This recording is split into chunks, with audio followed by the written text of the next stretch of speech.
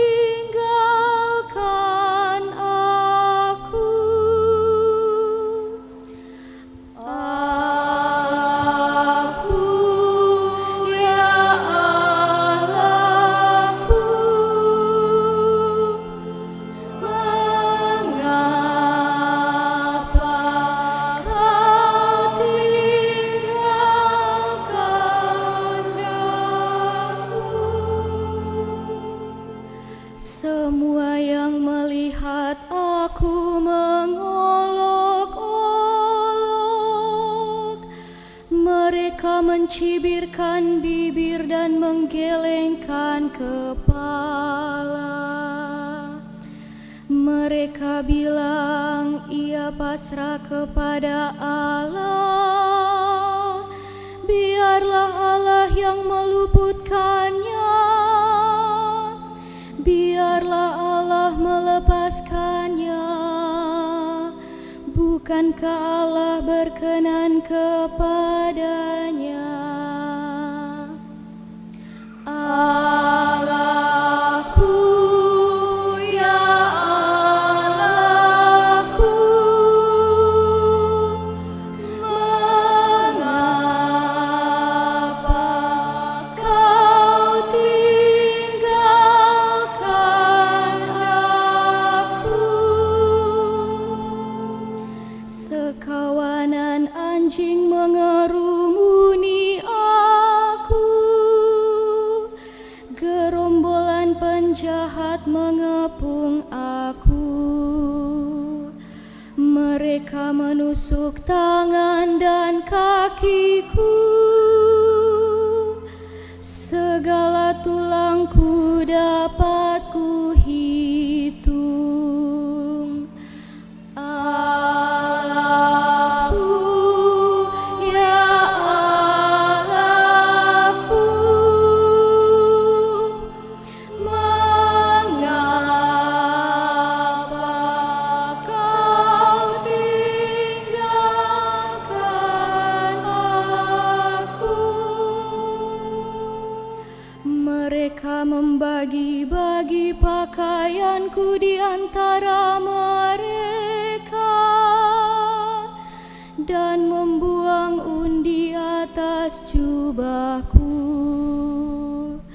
Tetapi Engkau Tuhan, janganlah jauh. Ya kekuatanku, segeralah menolong aku.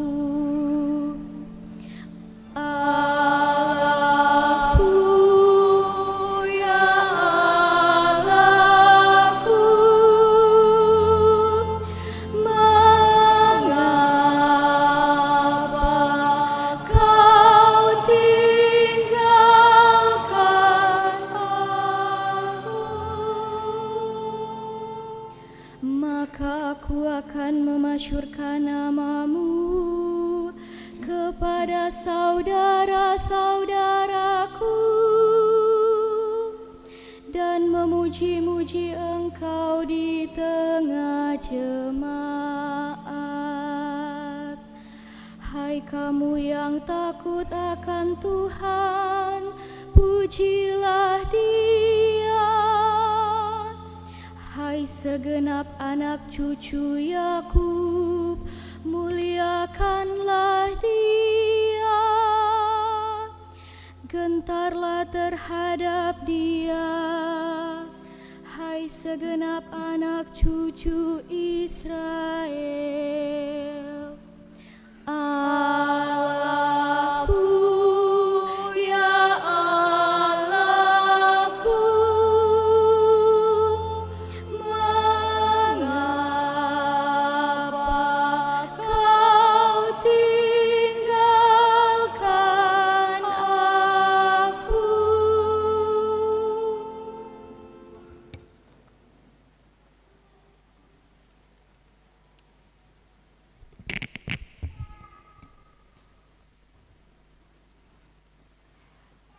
Bacaan dari surat Rasul Paulus kepada jemaat di Filipi. Saudara-saudara, walaupun dalam rupa Allah, Kristus Yesus tidak menganggap kesetaraan dengan Allah itu sebagai milik yang harus dipertahankan. Sebaliknya, Ia telah mengosongkan dirinya sendiri dan mengambil rupa seorang hamba dan menjadi sama dengan manusia.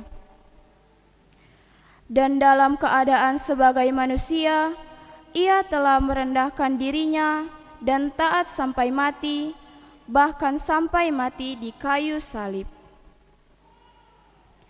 Itulah sebabnya Allah sangat meninggikan Dia dan menganugerahinya nama di atas segala nama, supaya dalam nama Yesus bertekuk lututlah segala yang ada di langit, yang ada di atas dan di bawah bumi, dan bagi kemuliaan Allah Bapa, semua lidah mengakui Yesus Kristus adalah Tuhan. Demikianlah sabda Tuhan. Syukur kepada Allah.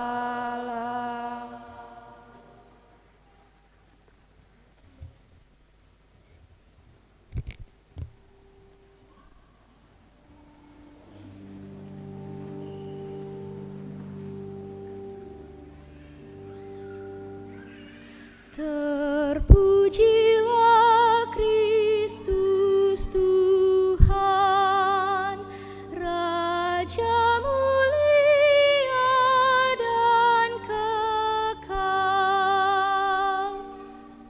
Terpujilah Kristus Tuhan, Raja mulia dan kekal. Kristus sudah taat bagi kita. Dia taat sampai mati, bahkan sampai mati di kayu salib. Itulah sebabnya Allah sangat meninggikan Dia dan menganugerahinya nama di atas segala nama. Terpujilah Kristus Tuhan, Raja mulia dan kekal.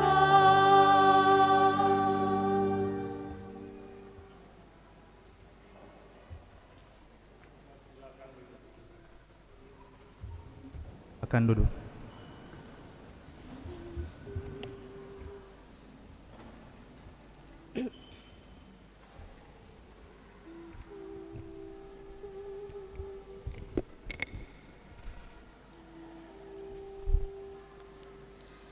Inilah kisah sengsara Tuhan kita Yesus Kristus. Karangan Markus. Sesudah melakukan majah pujian, mereka berangkat ke Bukit Zaitun. Yesus bersabda kepada mereka, Pada malam ini, kamu semua akan menaruh siapa padaku. Sebab pada tersurat, aku akan memukul gembala, maka domba-domba akan bercerai-berai. Akan tetapi sesudah aku bangkit, aku akan mendahului kamu ke Galilea. Maka Petrus berkata kepadanya, sekalipun semua orang menaruh padamu, namun aku tidak demikian. Yesus berkata kepadanya, Dengan sesungguhnya aku berkata kepadamu, pada malam ini sebelum ayam berkokok 2 kali, engkau akan menyangkal aku 3 kali. akan tetapi Petrus menegaskan, Sekalipun aku harus mati bersama engkau, namun aku tidak akan menyangkal engkau. semua yang lain juga berkata demikian. Kemudian tibalah mereka di suatu tempat yang bernama Getsemani. Yesus berkata kepada murid-muridnya, Duduklah di sini sementara aku berdoa. Ia membawa sertanya Petrus, Yakobus dan Yohanes. Lalu ia mulai merasa takut dan sedih. Ia pun berkata kepada mereka, Hatiku sangat berduka, seperti mau mati rasanya. Tinggallah di sini dan berjagalah. ia berjalan lebih jauh sedikit, lalu rebah ke tanah dan berdoa, agar saat itu lalu daripadanya sekiranya mungkin. Ia pun berdoa, Aba, ya Bapa, bagimu semuanya mungkin. Jauhkanlah piala ini daripadaku, tetapi bukan seperti aku kehendaki, melainkan seperti Engkau kehendaki. ketika Yesus kembali, didapatinya ketiga murid itu sedang tidur. Berkatalah ia kepada Petrus, Simon, tidurkah engkau? Tidak dapatkah engkau berjaga 1 jam lamanya? Berjaga dan berdoalah, agar kamu tidak jatuh ke dalam godaan. Sebab manusia lemah, biarpun kemauannya baik. sekali lagi ia pergi berdoa dengan kata-kata yang sama. Ketika kembali lagi, ia mendapati mereka sedang tidur. sebab mata mereka terasa berat. Mereka tidak tahu apa yang harus mereka katakan kepadanya. Dan ketika datang untuk yang ketiga kalinya, ia berkata kepada mereka, "Tidurlah kini dan lepaskan lelahmu. Sudahlah, sudah tiba saatnya Putra Manusia diserahkan ke dalam tangan orang-orang berdosa. Bangunlah, mari kita pergi. Yang mengkhianati aku sudah dekat." Ketika Yesus sedang berbicara, datanglah Yudas Iskariot, salah seorang dari ke-12 muridnya. Bersama dengan dia datang pula segerombolan besar orang yang membawa pedang dan pantu. Mereka diutus oleh imam-imam agung, ahli-ahli kitab, dan para pemuka rakyat. Si pengkhianat itu telah memberi mereka tanda, katanya, Orang yang kukecup itulah dia. Tangkaplah dan giringlah berhati-hati. ketika mereka tiba, Yudas terus mendapatkan Yesus dan berkata, Salam ya Rabi. lalu ia mengecupnya. Mereka pun memegang dan menangkap Yesus. Tetapi salah seorang yang berdiri dekat menghunus pedang dan mengayunkannya ke arah seorang hamba imam agung dan memotong telinganya sebelah.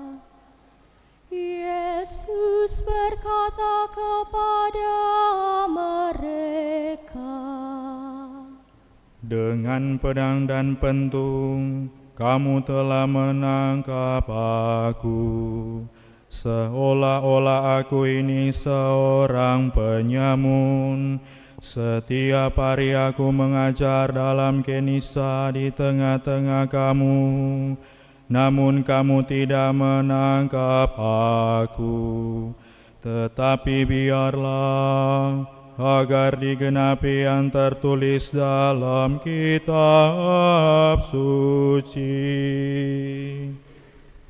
ketika itu semua murid lari meninggalkan Yesus.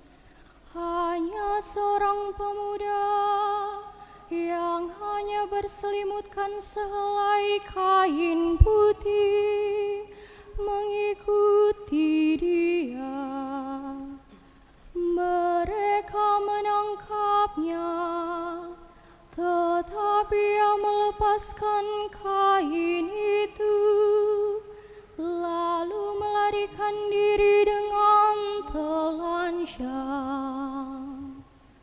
Mereka menggiring Yesus kepada imam agung. Semua imam agung, ahli kitab dan pemuka-pemuka rakyat datang berkumpul. Petrus mengikuti Yesus dari jauh. Ia juga masuk ke dalam halaman rumah imam agung, lalu duduk berdiam dekat api bersama dengan hamba-hamba.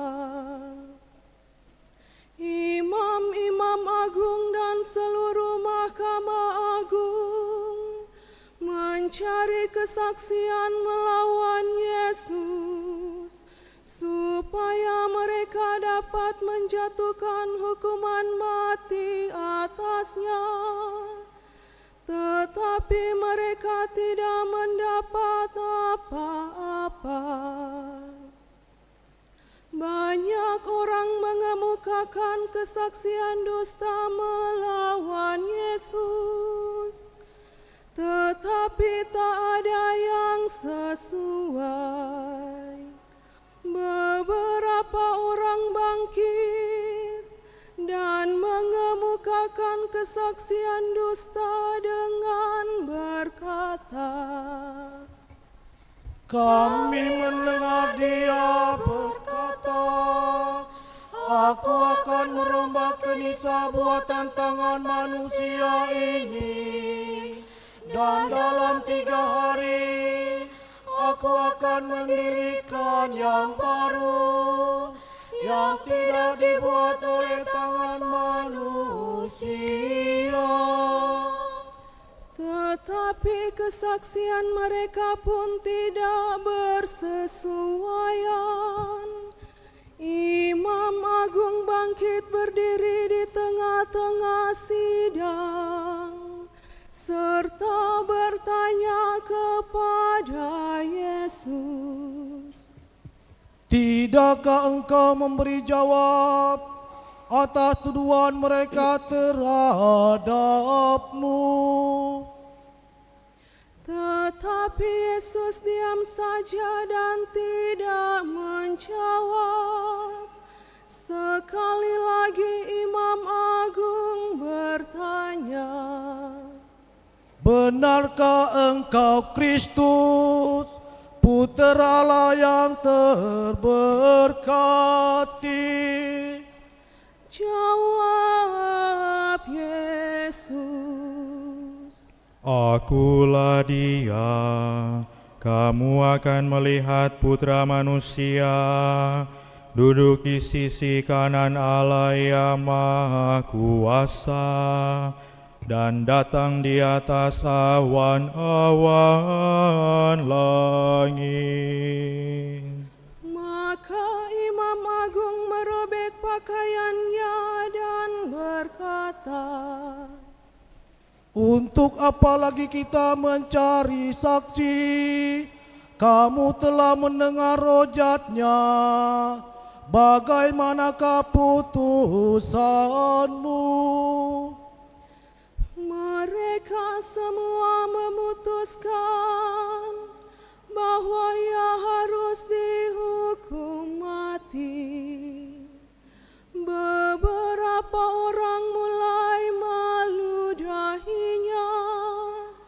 Mereka menyelubungi wajahnya, lalu menamparnya sambil berkata, Bernubuatlah. Pengawal-pengawal pun menampar dia. Petrus masih berada di bawah, di halaman. Maka datanglah seorang wanita, pelayan Imam Agung. Ketika melihat Petrus berdiam, ia memandangnya dan berkata, Engkau juga selalu bersama Yesus dari Nazaret itu. Tetapi Petrus menyangkal dan berkata, Saya tidak tahu dan tidak mengerti yang kau katakan itu. Lalu Petrus keluar dari halaman, dan terdengarlah seekor ayam berkokok. Ketika melihat Petrus lagi, pelayan itu mengatakan kepada orang-orang yang berdiri di situ, Orang ini juga dari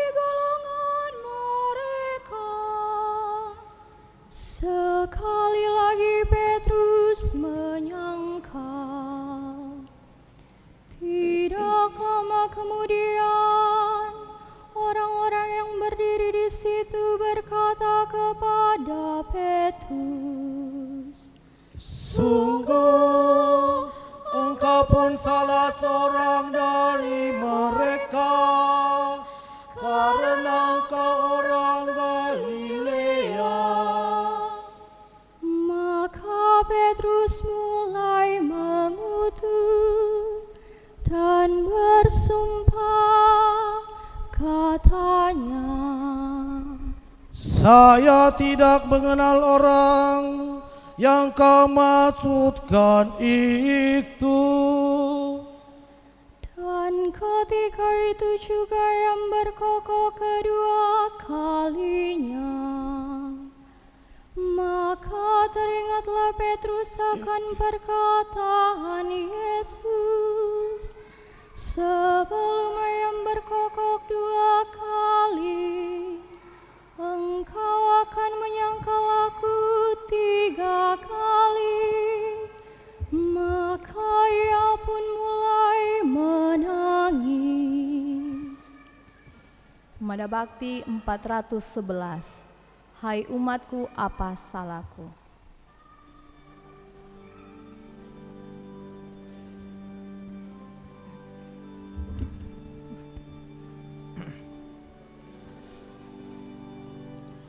Hai umat, apa salahku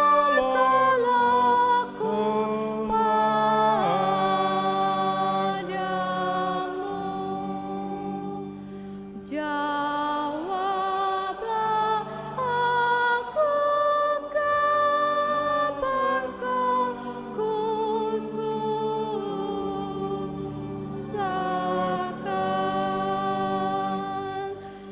Engkau salahku ampuni, engkau jauh ku dekati, namun kini jawabanmu aku sudah ingkari.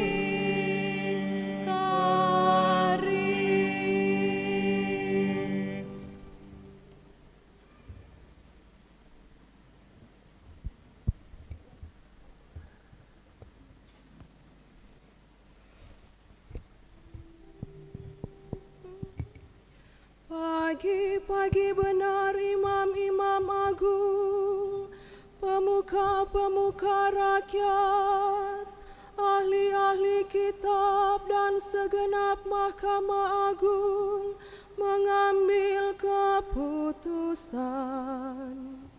Yesus diikat lalu digiring keluar dan diserahkan kepada Pilatus.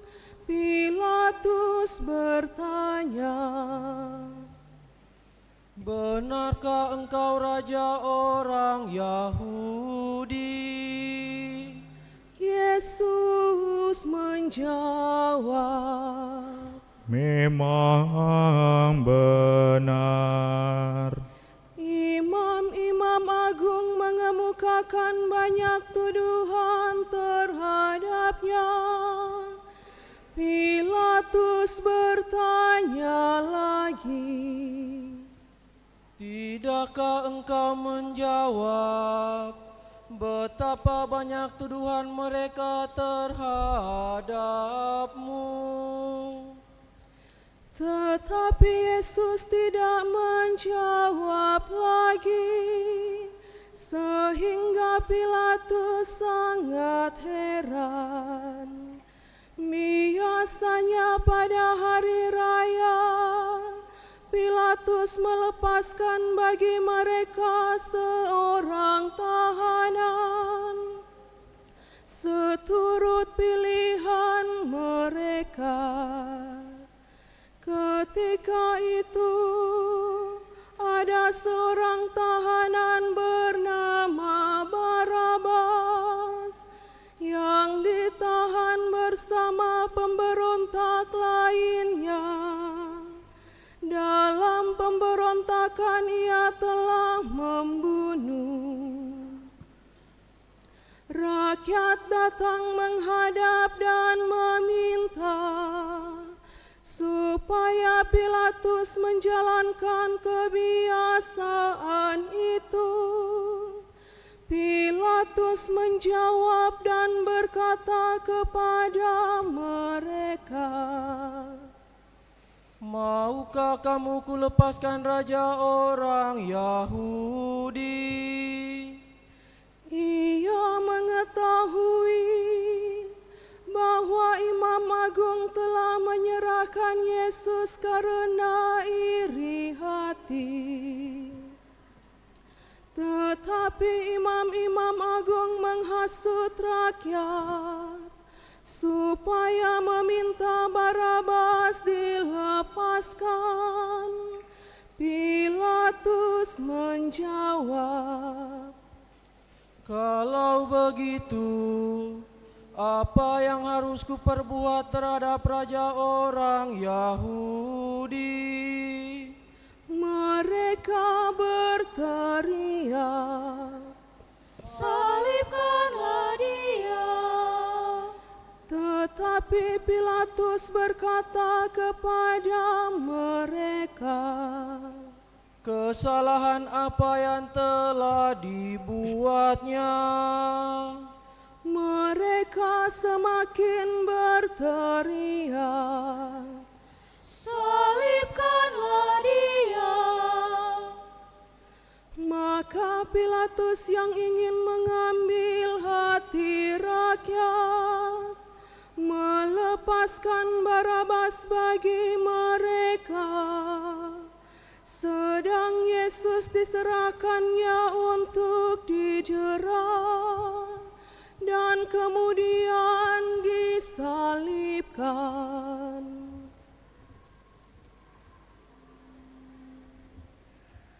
(411)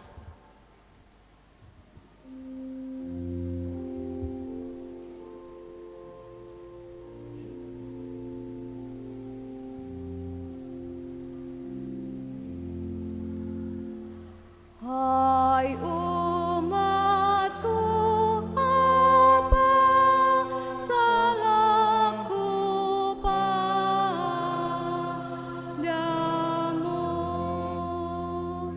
Jawablah aku, kapan kau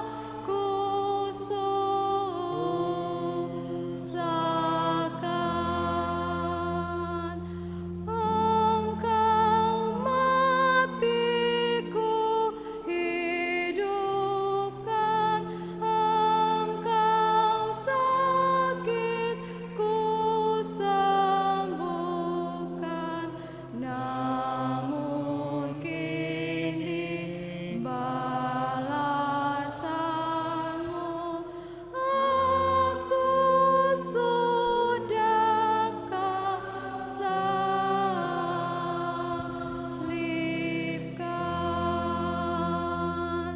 Hai umatku, apa salahku padamu?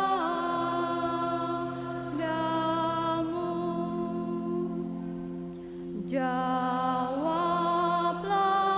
aku, kapan kau kususahkan?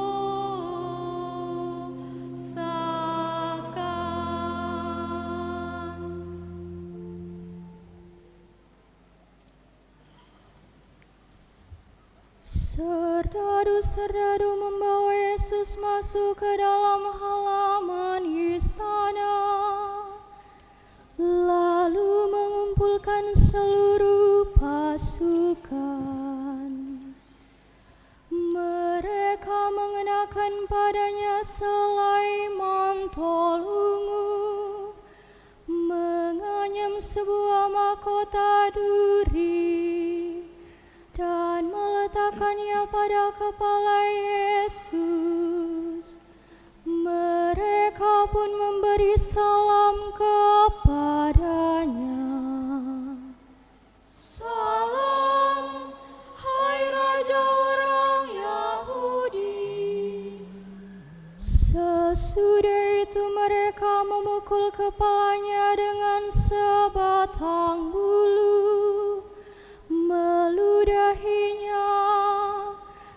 berlutut memberi hormat padanya. Setelah mengolok-olok Dia, mereka menanggalkan mantel ungu itu dan mengenakan padanya pakaiannya sendiri, lalu menggiringnya keluar untuk disalibkan. Ketika itu lewatlah seorang bernama Simon, orang Kirene, bapa dari Alexander dan Rufus. Dia baru datang dari luar kota.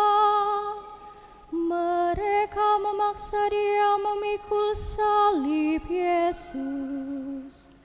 Dan ketika Yesus digiring sampai ke tempat yang bernama Golgota, yang berarti tempat tengkorak, Yesus diberi minum anggur bercampur mur, tetapi Ia tidak mau.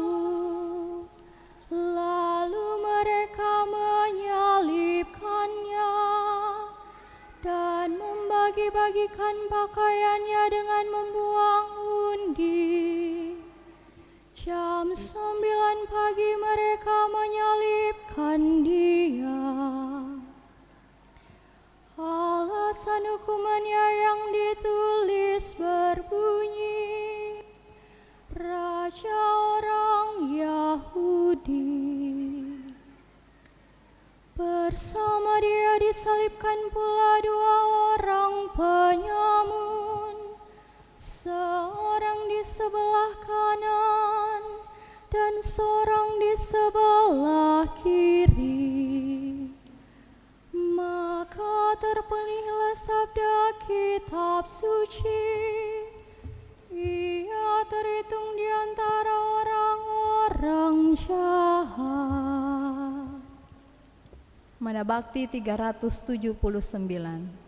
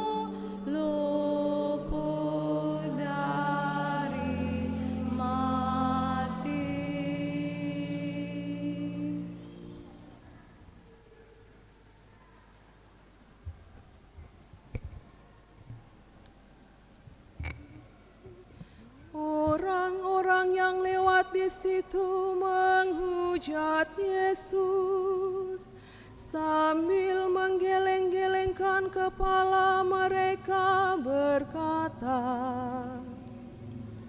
Hai Engkau yang merupakan Isa Allah dan mendirikannya dalam 3 hari, selamatkanlah dirimu dan turunlah dari salib. Imam-imam agung juga mengolok-oloknya dan berkata seorang kepada yang lain, Orang lain diselamatkannya, tetapi dirinya sendiri tidak dapat Ia selamatkan.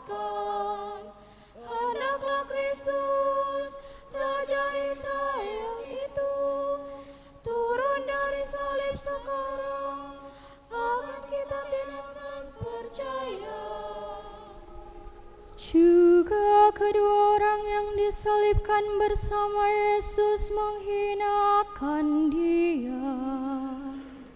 Mulai jam 12 siang sampai jam 3 sore, seluruh negeri diliputi kegelapan. Jam 3 Yesus berseru dengan suara nyaring, Eloi, Eloi, lama sabachthani. yang berarti, Allah, ya Allahku, mengapa Engkau meninggalkan daku? Beberapa dari hadirin yang mendengar itu berkata, Ia memanggil Elia. maka seorang segera datang, mencalupkan bunga karang ke dalam cuka, mencocokkannya pada sebatang bulu, dan memberi Yesus minum sambil berkata, Tunggu kita lihat saja apa Elia datang menurunkannya. Akan tetapi Yesus berseru dengan suara nyaring, lalu wafat. Umat semua dipersilakan berlutut.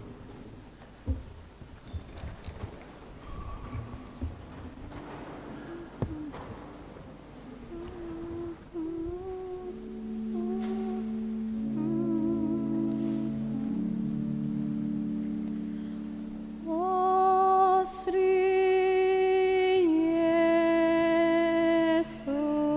Yesus, Sang Penebus berduri di kepala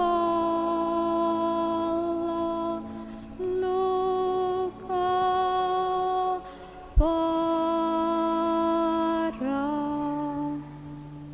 Ingat tubuh penuh berlumur darah.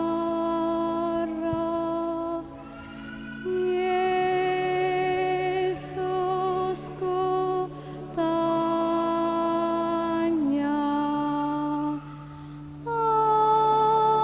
apa sebabnya kau panggul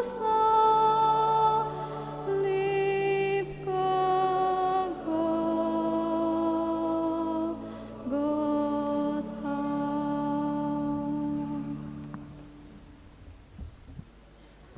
Umat dipersilakan berdiri.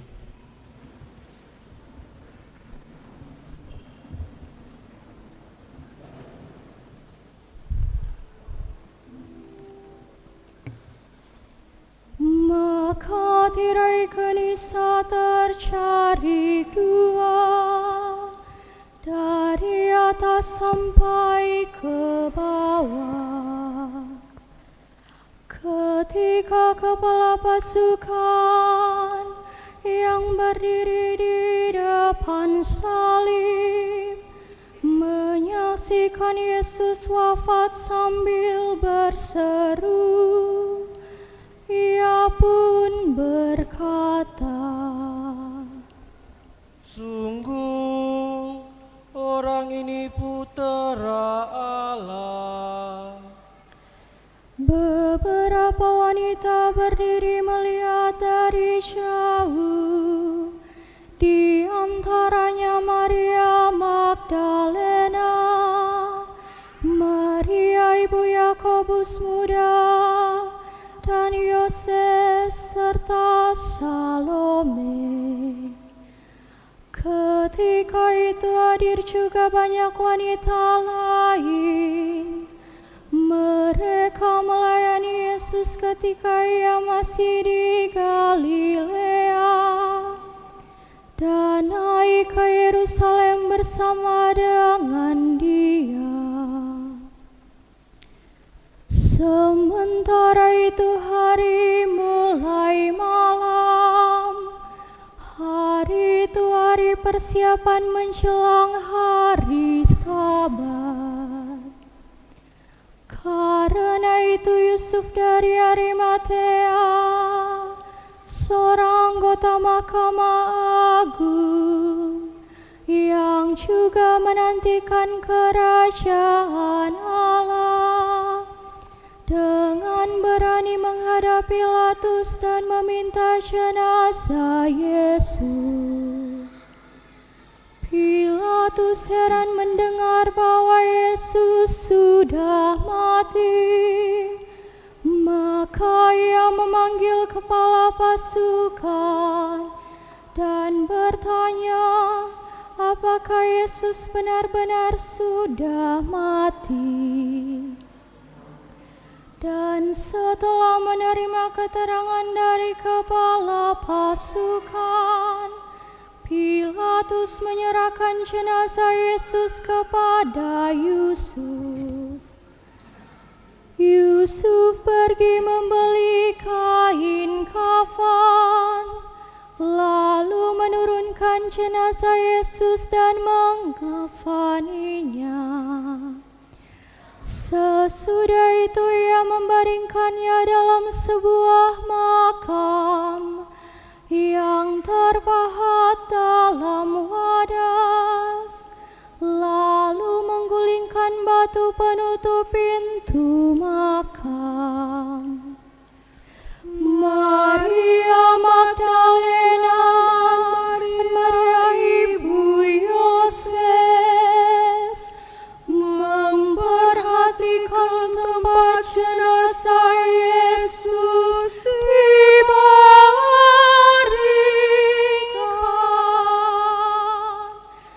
Demikianlah sabda Tuhan.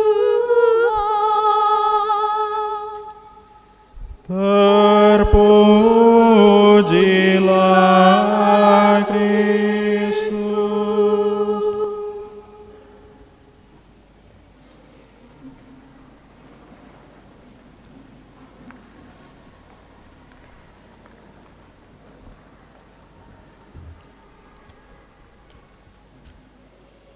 Saudara-saudara yang saya kasih, yang menjadi inti dari bacaan kisah sengsara tadi yaitu waktu kepala pasukan yang berdiri berhadapan dengan dia melihat matinya demikian, berkatalah ia, sungguh orang ini adalah putra Allah, sungguh orang ini adalah anak Allah. Saudara-saudari, kalau kita melihat salib,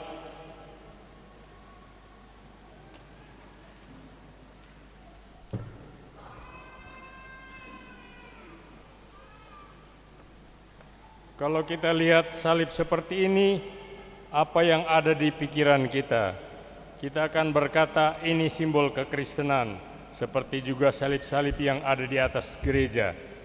Ya, tapi apa yang ada di pikiran orang Yahudi dan orang-orang Romawi di zaman Yesus kalau melihat salib seperti ini? Mereka melihat sebuah alat atau lebih tepat sebuah metode, sebuah cara menghukum secara mengerikan orang-orang yang menurut pandangan mereka merupakan para kriminal. Mereka melihat suatu kekerasan yang mengis, cara menghukum secara amat kejam oleh orang-orang Romawi. Begitulah kita bisa mengerti alasan kenapa orang-orang Kristiani pertama tidak memandang salib sebagai simbol agama baru mereka. Yang mereka jadikan simbol adalah anak domba. Sekarang ini salib jadi hiasan di mana-mana.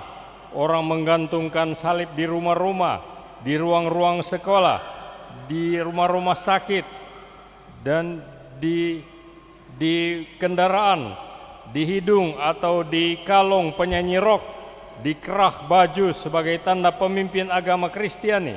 di puncak menara gereja, dan lain-lain. Dulu menggantungkan salib saja dengan menggantungkan lambang, itu berarti menggantungkan lambang hukuman mati.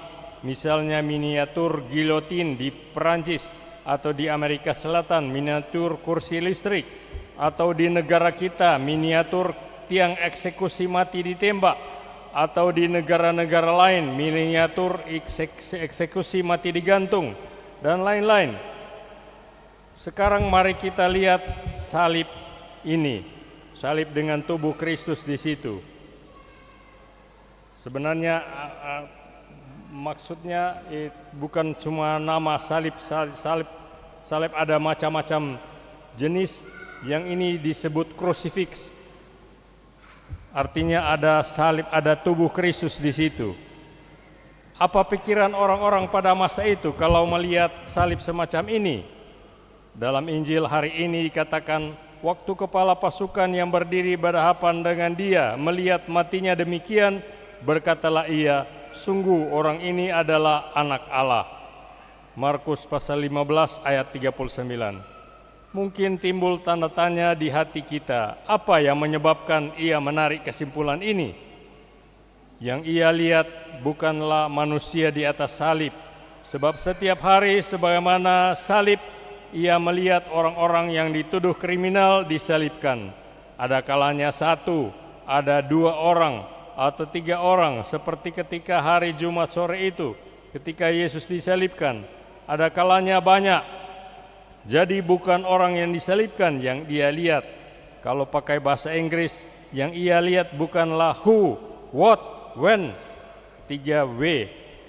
Siapa, apa, dan kenapa, dan kapan. Tetapi bagaimananya, how. Tapi bagaimananya, kisah sengsara mengatakan, kepala pasukan melihat matinya demikian.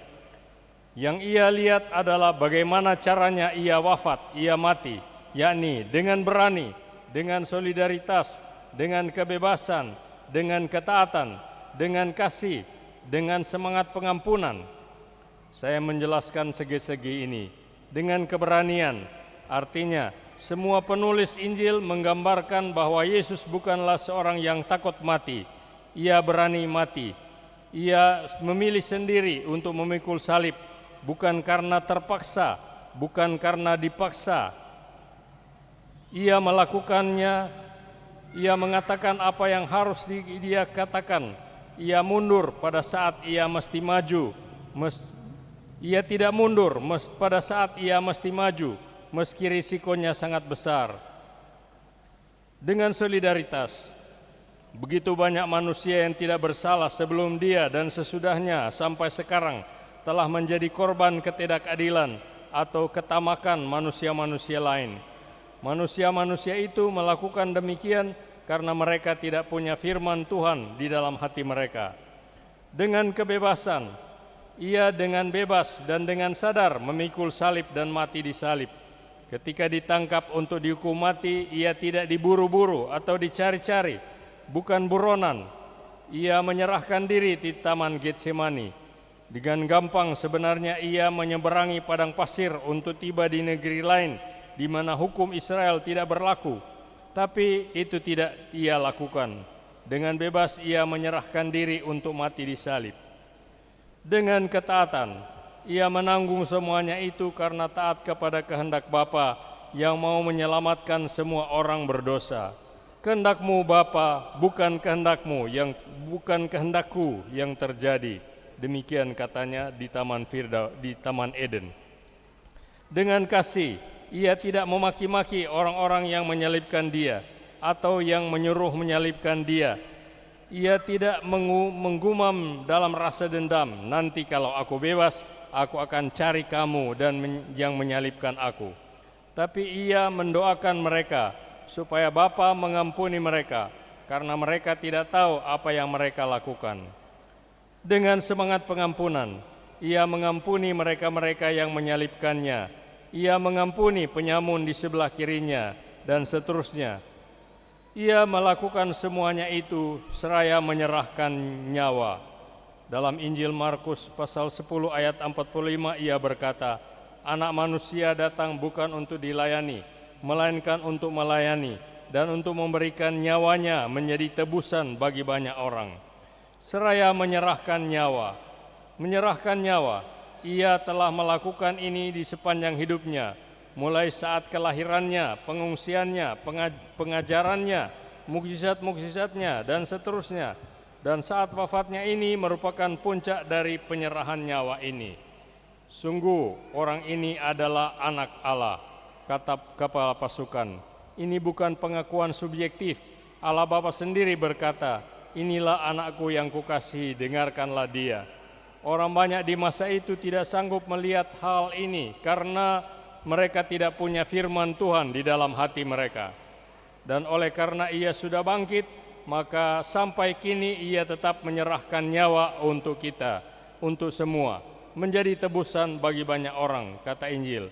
Di dalam sakramen-sakramen, di dalam hidup persekutuan, di dalam pelayanan tanpa pamrih, dan lain-lain. Berbeda dengan salib pada Simon Kirene, Yesus membangun salibnya dengan sukarela. Salib Yesus adalah salib yang dengan bebas, sadar, dan sengaja dipanggulnya. Bukan karena menyukainya, tapi semata-mata karena Sang Bapa menghendakinya. Inilah sikap yang paling luhur dan mulia dari semua. Rela memikul salib demi ketaatan kepada Tuhan. Ikhlas menempuh jalan kesukaran karena kasih yang murni kepada sesama. Saudara sekalian, di zaman sekarang ini ada kepala-kepala pasukan modern yang melihat dalam kehidupan kita Yesus yang melayani dan menyerahkan nyawa. Kiranya mereka pun akan berseru kepada kita, sungguh orang-orang ini adalah anak-anak Allah. Amin. Marilah kita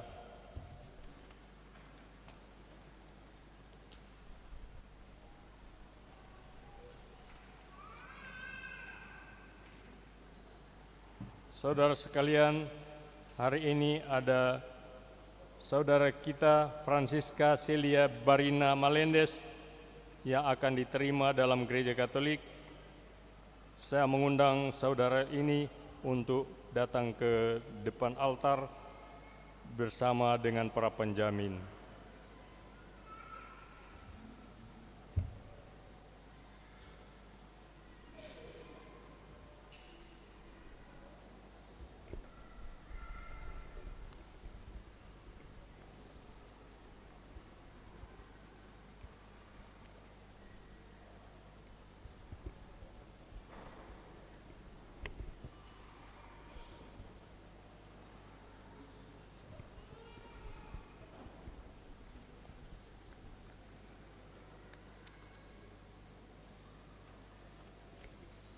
Sekarang saya ingin mengajukan beberapa pertanyaan dan saya minta saudara menjawabnya dengan sadar dan ikhlas.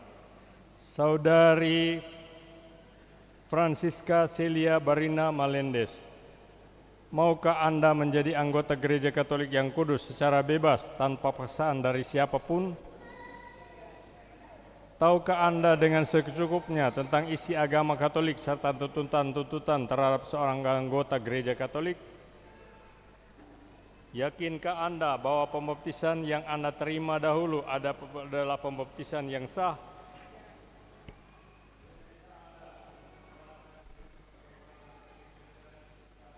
Pada Tuhan dan setia dalam Gereja Katolik yang kudus. Kepada para saksi, sehubungan dengan calon ini yang minta untuk diterima menjadi anggota Gereja Katolik, relakah saudara-saudari membantu dia terlebih dalam kebutuhan rohaninya di waktu yang akan datang? Saudara Francisca Celia Barina Malendes, sebagai tanda bahwa Anda mau menjadi anggota Gereja Katolik, maka saya minta agar Anda sekarang menyatakan pengakuan iman di hadapan Allah, di hadapan pemimpin gereja, dan di hadapan umat yang hadir. Umat sekalian, saya meminta untuk berdiri dan mengucapkan kredo yang singkat bersama-sama.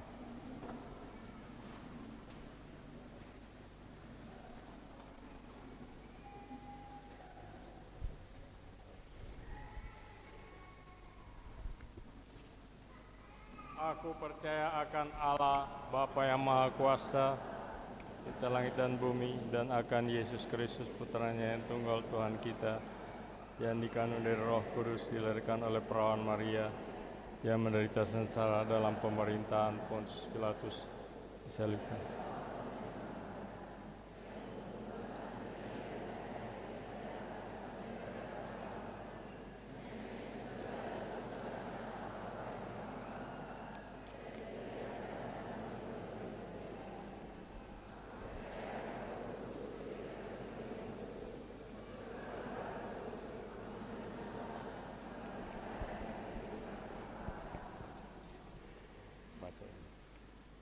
Dengan teguh di sebelah, dengan teguh.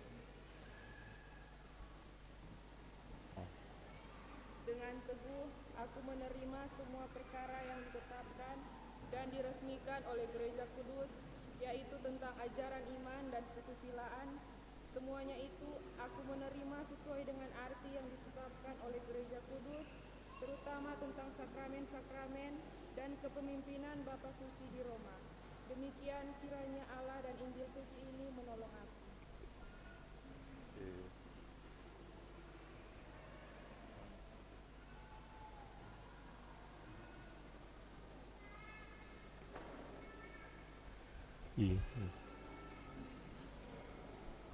Saudara Francisca Celia Darina Malendes, sesudah pengakuan imanmu yang kami saksikan, maka atas nama Bapak Uskup dan atas nama seluruh umat Katolik, saya menerima saudari menjadi anggota yang sah dalam Gereja Katolik. Saudari kami undang untuk turut serta dalam iman dan amal yang sama, turut dalam kebaktian dan penerimaan sakramen-sakramen, teristimewa dalam penerimaan sakramen kesatuan Katolik, yaitu sakramen Ekaristi yang kudus. Semoga Tuhan membantu saudari untuk hidup sesuai tuntutan agama Katolik sampai ajalmu. Dan akhirnya saya menandai saudari dengan salib Kristus yang berkemenangan. Dalam nama Bapa dan Putra dan Roh Kudus. Amin. Diikuti oleh para saksi.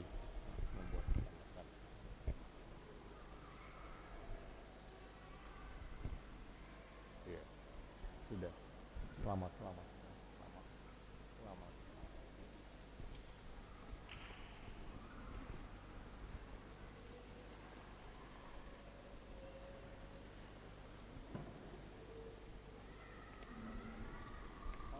Sekarang kita mengucapkan doa-doa umat. Bersama Yesus yang taat sampai wafat, tetapi dijunjung tinggi oleh Bapanya, marilah kita menghadap Bapa dan berdoa.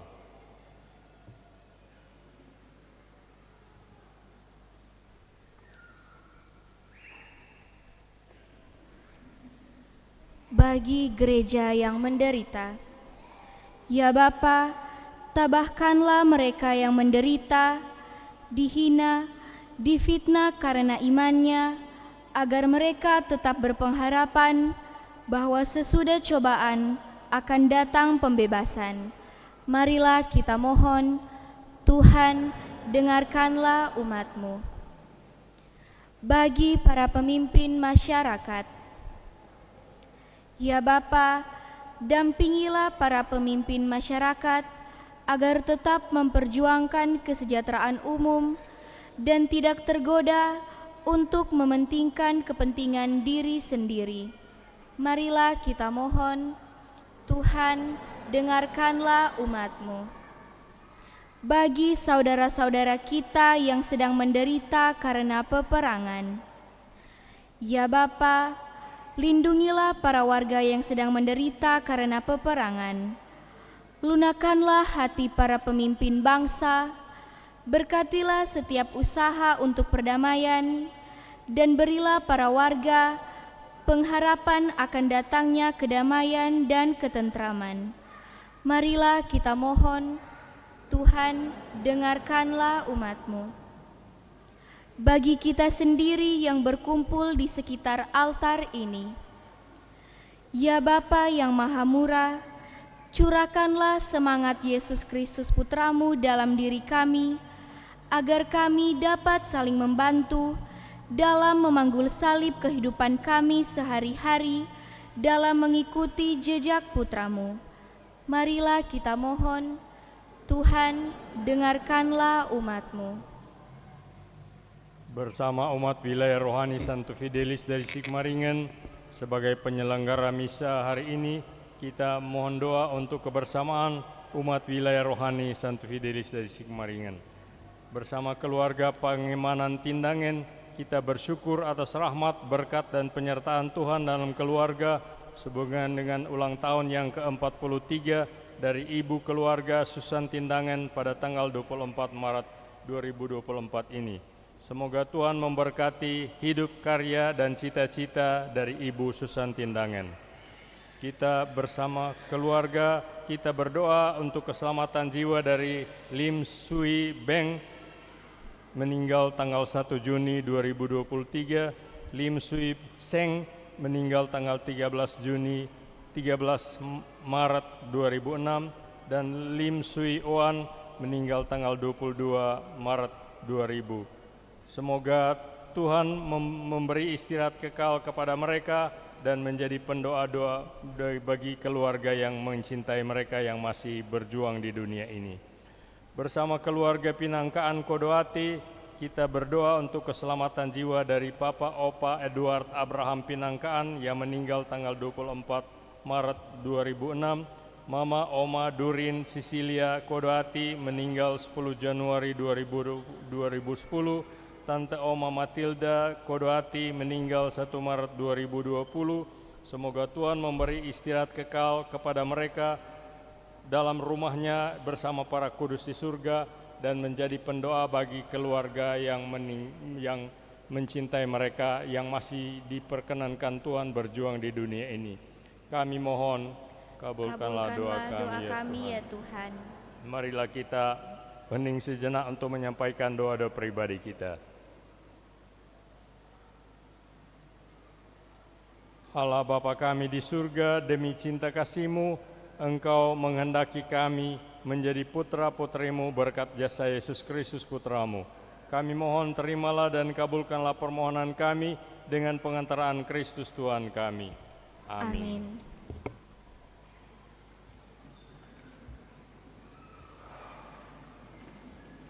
Mada Bakti 242.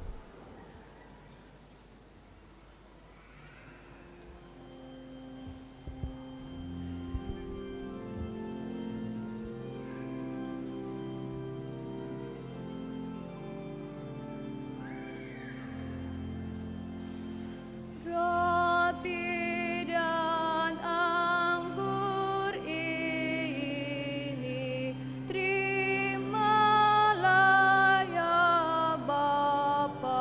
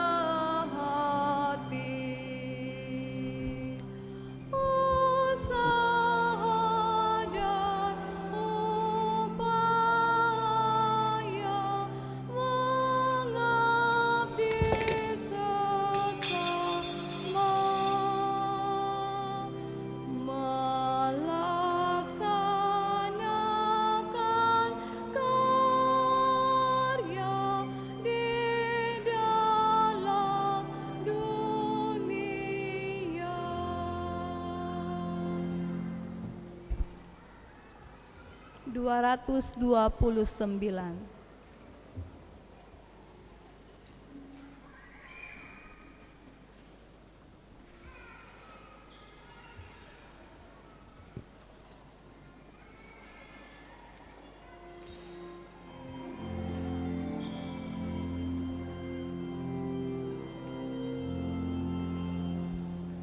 Terimalah Tuhan kurbanku yang ku persembahkan padamu. Roti dan anggur warnanya, cinta dan kurban maksudnya. Semoga berkenan padamu, limpahkan rahmat bagiku. Segenap diriku serahkan, segala karyaku baktikan, hanya padamu ku unjukkan bukti kepercayaan iman. Semoga mulia namamu, Tuhan yang selalu di sampingku.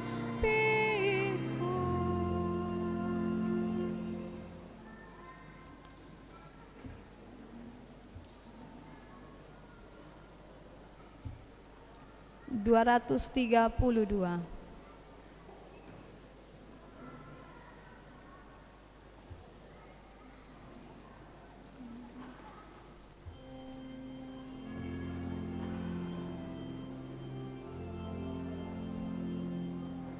Ku susun jari di altarmu, doa puji persembahanku. Tuhan penghiburku, ku percaya selalu, ku bawa hatiku bagimu.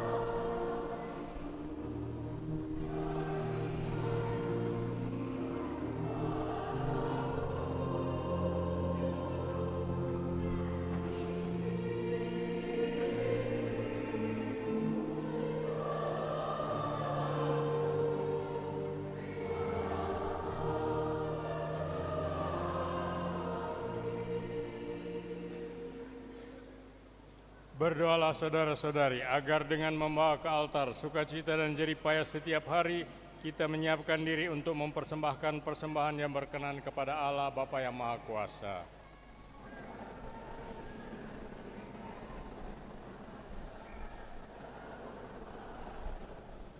Amin. Ya Tuhan, semoga Engkau sudilah melebur dosa dan kesalahan kami berkat sengsara Putra-Mu yang tunggal. Berdasarkan jasa kami sendiri, kami tidak layak memperoleh kasih-Mu. Tetapi berdasarkan korban Kristus ini, kami berharap menerimanya, sebab Dialah Tuhan dan pengantara kami. Amin. Tuhan bersamamu.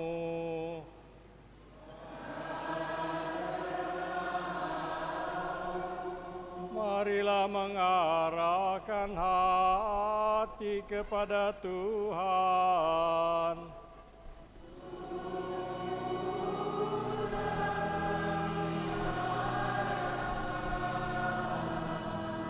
Marilah bersyukur kepada Tuhan Allah kita.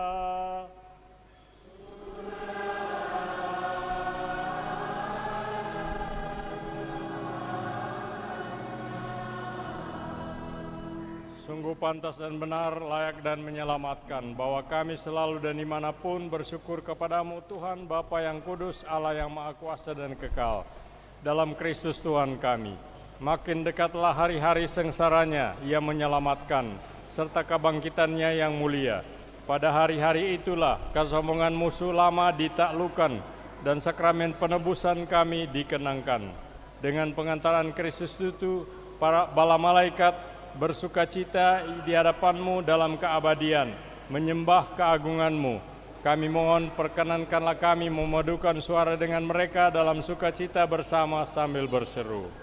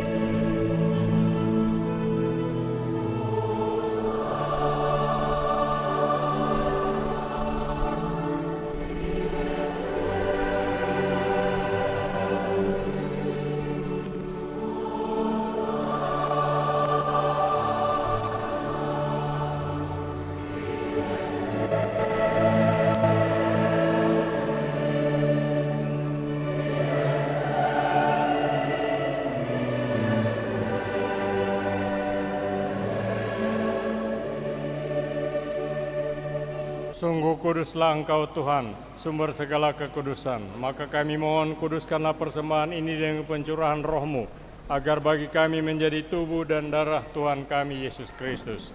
ketika dia diserahkan untuk menanggung sengsara dengan rela. Dia mengambil roti, dan sambil mengucap syukur dia memecah-mecahkan, lalu memberikannya kepada murid-muridnya seraya berkata, "Terimalah dan makanlah kamu semua, inilah tubuhku yang diserahkan bagimu."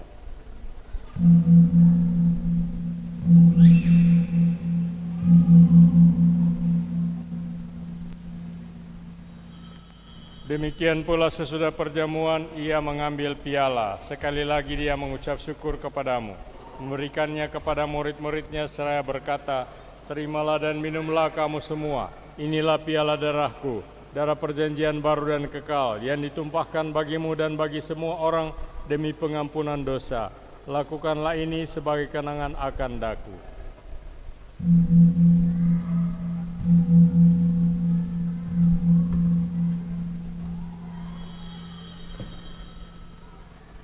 Marilah menyatakan misteri iman kita. Wafat-Mu Tuhan kami wartakan, kebangkitan-Mu kami muliakan, hingga Engkau datang. Sambil mengenangkan wafat dan kebangkitan Kristus, kami mempersembahkan kepadamu Bapa, roti kehidupan dan piala keselamatan. Kami bersyukur sebab kami Engkau anggap layak menghadap Engkau dan berbakti kepadamu. Dan kami mohon semoga kami yang menerima tubuh dan darah Kristus dihimpun menjadi satu umat oleh Roh Kudus. Ingatlah Tuhan akan gerejamu yang tersebar di seluruh bumi, agar Engkau menyempurnakannya dalam cinta kasih, dalam persatuan dengan Paus kami Fransiskus dan usuk kami Benediktus Estefanus serta semua rohaniwan. Ingatlah juga akan saudara-saudari kami yang telah meninggal dengan harapan akan bangkit, dan akan semua orang yang telah berpulang dalam kerahiman-Mu, dan terimalah mereka dalam cahaya wajah-Mu. Kami mohon kasihanilah kami semua, agar kami Engkau terima dalam kebahagiaan abadi, bersama Santa Perawan Maria, Bunda Allah, Santo Yosef mempelainya, para rasul, dan semua orang kudus sepanjang masa yang hidupnya berkenan padamu. Semoga kami pun Engkau perkenankan turut serta memuji dan memuliakan Dikau dengan pengantaraan Yesus Kristus Putra-Mu. Dengan pengantaran Dia, bersama Dia, dan dalam Dia, bagimu Allah Bapa yang Maha Kuasa, dalam persekutuan dengan Roh Kudus, segala hormat dan kemuliaan sepanjang segala masa.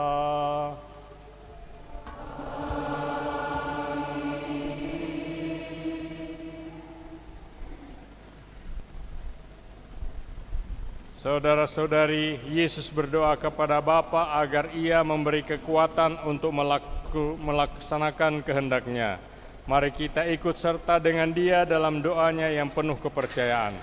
Bapa kami yang ada di surga, dimuliakanlah nama-Mu, datanglah kerajaan-Mu, jadilah kehendak-Mu di atas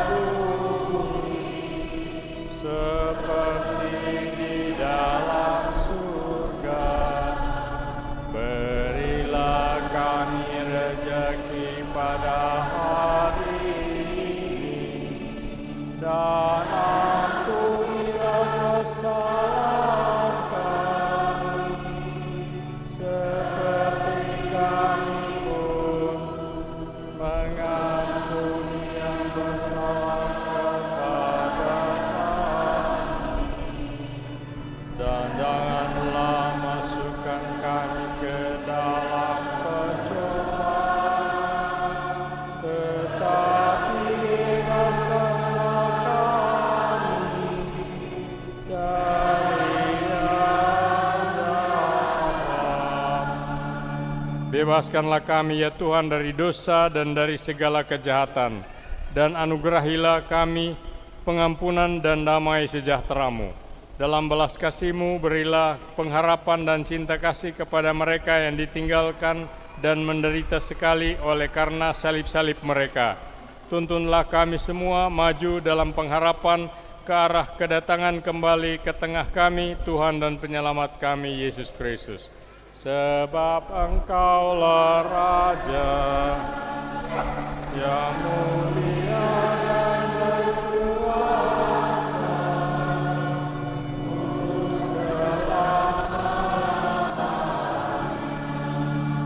semoga damai Tuhan selalu bersamamu.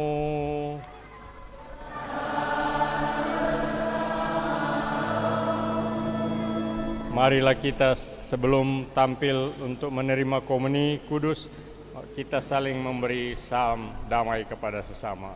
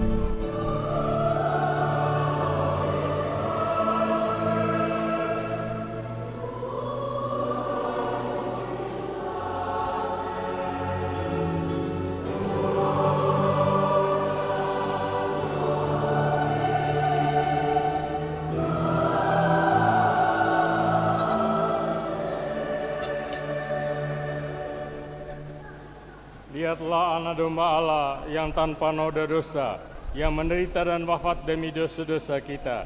Berbahagialah kita karena Ia datang kepada kita untuk membuat kita ambil bagian dalam kehidupannya. Tuhan, saya tidak pantas Engkau datang pada saya, tapi bersabdalah saja, maka saya akan sembuh.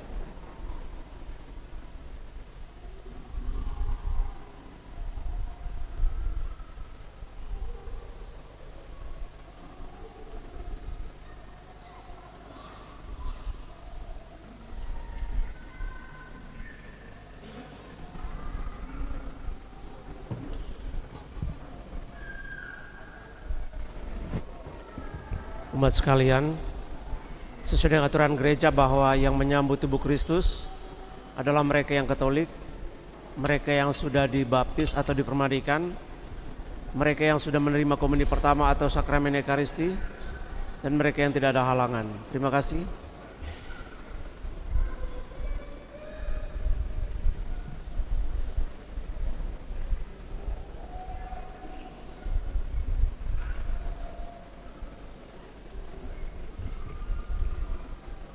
Mada Bakti 286.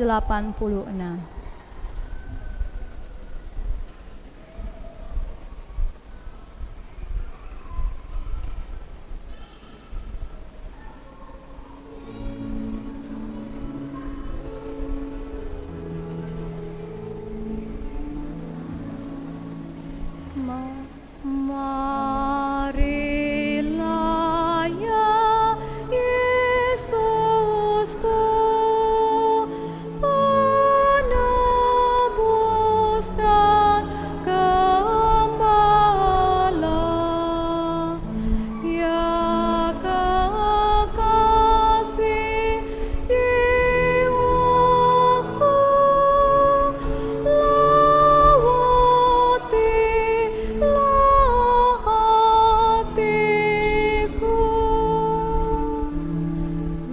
Yesus jangan bertangguh, meski aku tak pantas datang, dan segarkanlah jiwaku yang merana. Gembala yang pemurah, sudi dengan doaku, kobarkanlah selalu kasihku akan dikau. 295.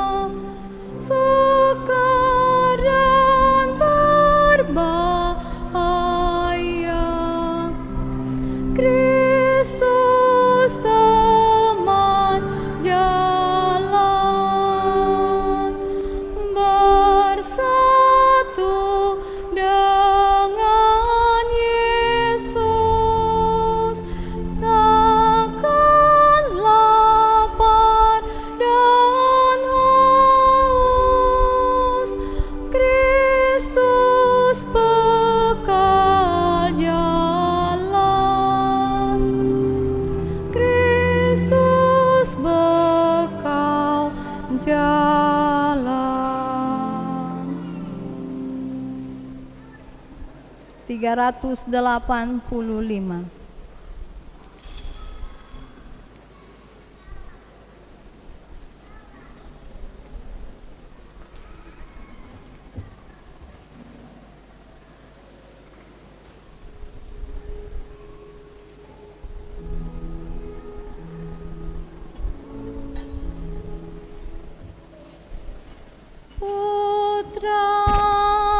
Putralah yang kaya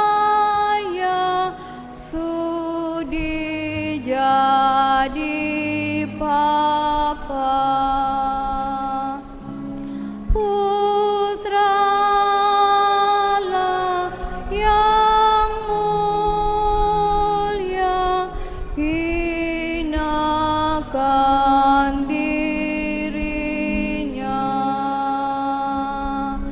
menyelamatkan manusia, menanggung derita. Maut pun diterimanya dengan pasrah cinta. Amat cintalah Bunda di sisi putranya. Amat setialah Bunda selalu di sampingnya, menyelamatkan manusia turut menderita.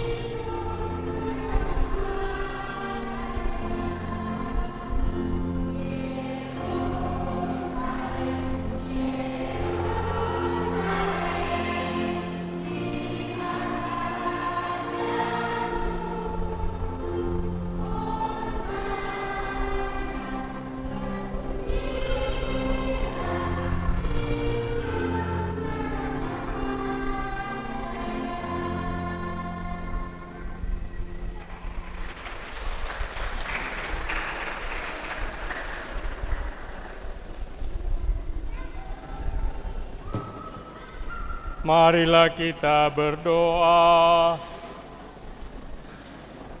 Allah Bapa kami yang Maha Kuasa dan Maha Rahim, dengan gembira kami menerima Putra-Mu di tengah kami.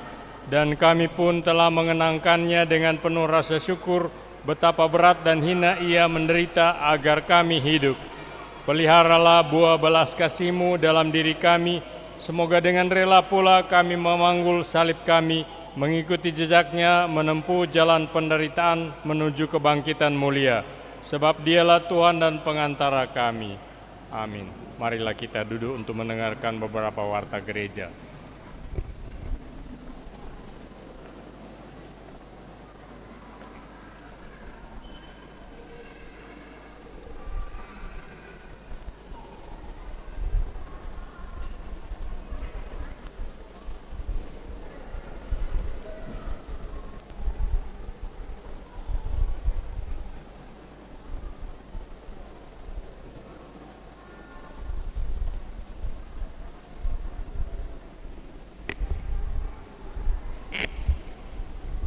Selamat Hari Minggu Palma untuk kita semua.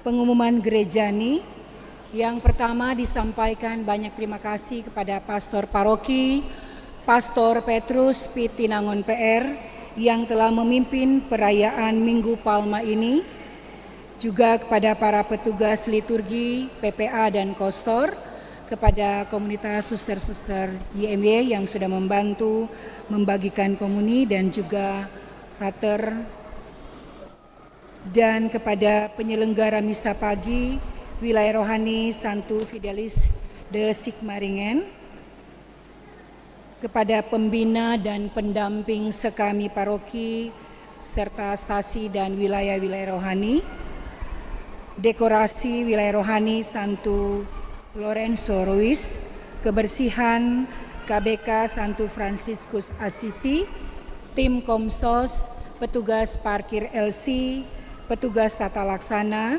serta kepada semua umat yang hadir dan ambil bagian dalam perayaan Ekaristi pada hari Minggu Palma ini.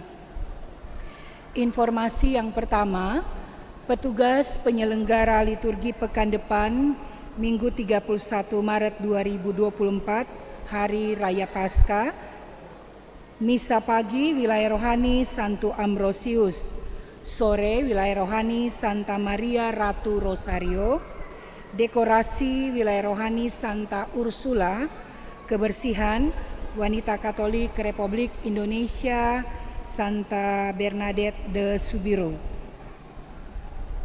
Selanjutnya, petugas penyelenggara liturgi Misa Kamis Putih hari Kamis 28 Maret tahun 2024, Wilayah Rohani Santa Ursula, dekorasi Wilayah Rohani Santo Ambrosius, kebersihan KBK Paroki Bunda Teresa dari Kalkuta, dan petugas penyelenggara Jumat Agung Jumat 29 Maret 2024, Wilayah Rohani Santo Yohanes Rasul dan Penginjil, dekorasi Wilayah Rohani Santo Thomas Becket, kebersihan WKRI Santa Agatha, dan petugas penyelenggara liturgi Misa Vigili Paskah Sabtu 30 Maret 2024, Wilayah Rohani Santo Thomas Becket, dekorasi Wilayah Rohani Santo Yohanes Rasul dan Penginjil, kebersihan WKRI Santa Emilia. Selanjutnya Senin 1 April 2024, Misa Paskah kedua di Gereja Pusat Paroki jam 7.00 WITA. Penyelenggara liturgi Wilayah Rohani Santa Maria Ratu Pencinta Damai, dekorasi Wilayah Rohani Santu Fidelis de Sigmaringen, kebersihan WKRI Cabang Bunda Teresa. Selanjutnya dari seksi katekese paroki dibuka pendaftaran untuk kursus persiapan perkawinan untuk periode bulan April, Mei, Juni 2024. Bisa menghubungi seksi pewartaan atau seksi katekese. Selanjutnya, hendak menikah, jika hadir boleh berdiri. Pertama, pasangan calon nikah Sandi Ignatius Pongidon Putra Kaleo, putra dari Audi Didi Kaleo dan Seska Pukul Manado, dengan Francisca Celia Barina Malendes, putri dari Redman Malendes dan Mike Erike Damo dari Kalase. Rencana peneguhan nikah mereka akan dilaksanakan hari Minggu 7 April 2024, dibaca untuk kedua kali. Barang siapa mengetahui adanya halangan pasangan ini untuk menikah, segera menghubungi pastor paroki.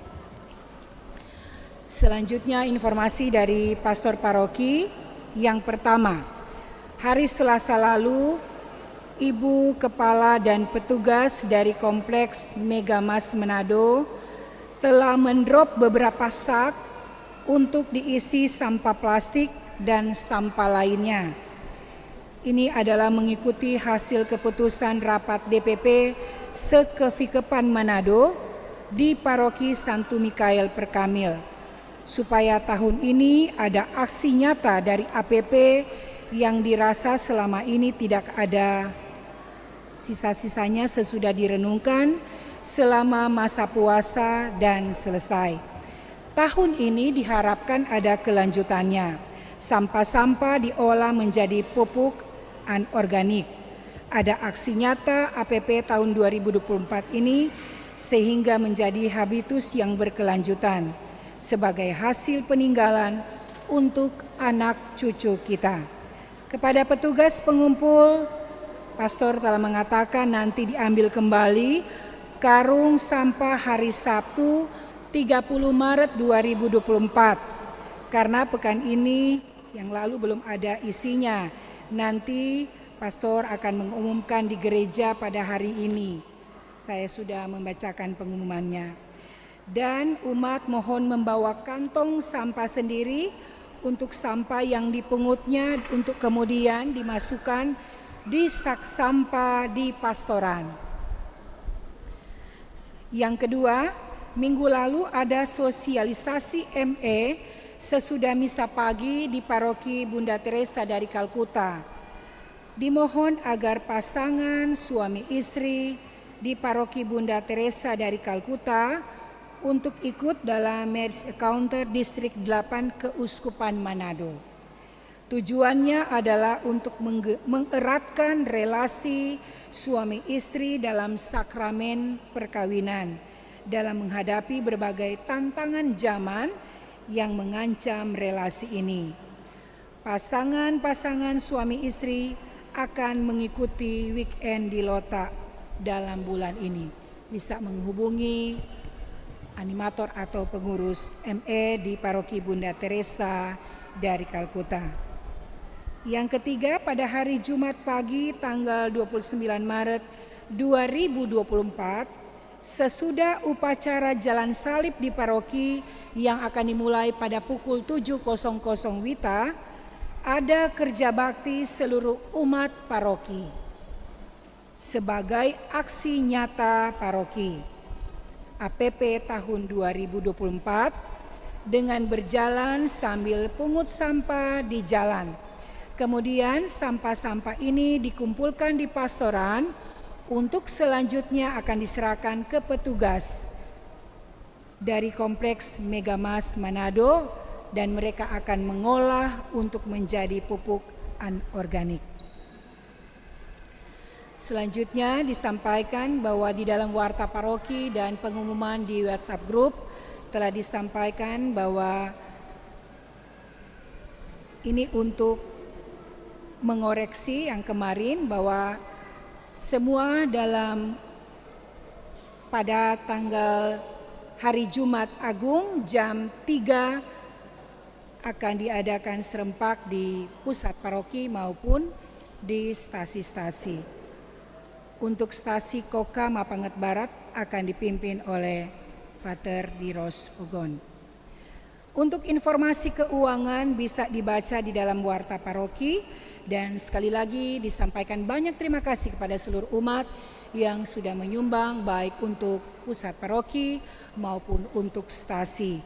Dan juga kepada mereka donatur Gerakan Orang Tua Asuh untuk seminari di Keuskupan Manado.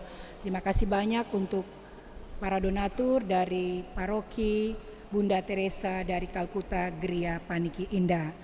Demikian informasi dari kami. Apabila ada tambahan, dipersilakan pastor untuk menyampaikannya. Selamat hari Minggu. Terima kasih kepada Ibu Jeli Walansendo atas pengumuman ini. Saya mau menggarisbawahi bahwa hari Jumat yang akan datang, hari Jumat Agung, sesudah Jalan Salib yang dimulai jam 7 pagi, ada kerja bakti seluruh umat paroki sebagai aksi nyata dari APP tahun 2024 dengan berjalan sambil pungut sampah di jalan. Kemudian sampah-sampah ini dikumpulkan di pastori untuk selanjutnya diserahkan ke petugas sampah plastik dan lain-lain dari Kompleks Megamas Manado untuk seterusnya diolah jadi pupuk anorganik. Mohon umat membawa kantong sampah sendiri untuk dipungutnya sendiri. Sampah-sampah. Yang keempat, harap umat mengoreksi ibadah Jumat Agung yang akan datang, semuanya dimulai jam 3 sore, jam 15, dan frater karena waktu itu tidak ada misa, maka frater boleh juga pimpin ibadah. Maka frater kali ini akan memimpin ibadah Jumat Agung di Koka, Mapangat Barat, karena tahun lalu dia di Kima Atas. Demikianlah pengumuman gereja ini. Mari kita menutup perayaan ini dengan memohon berkat Tuhan untuk hidup dan karya kita seterusnya. Tuhan bersamamu.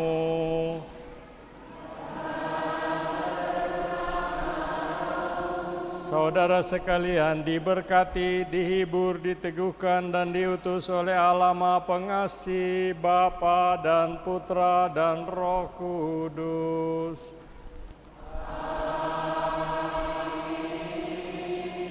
Marilah pulang sambil membawa damai Tuhan.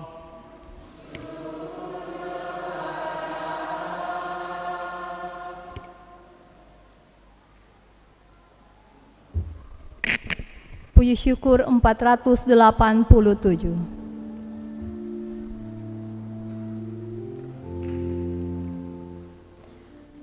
Golgota tempat Tuhanku disalib dan dicela agar dunia damai pula dengan Allah Khaliknya.